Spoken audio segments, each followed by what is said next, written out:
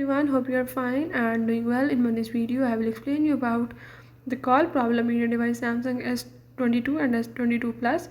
Before starting, if you are new to my channel, do subscribe and press the bell icon. So let's move toward the video.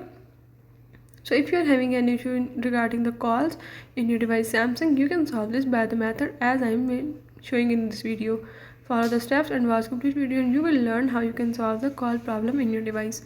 Let's watch the video.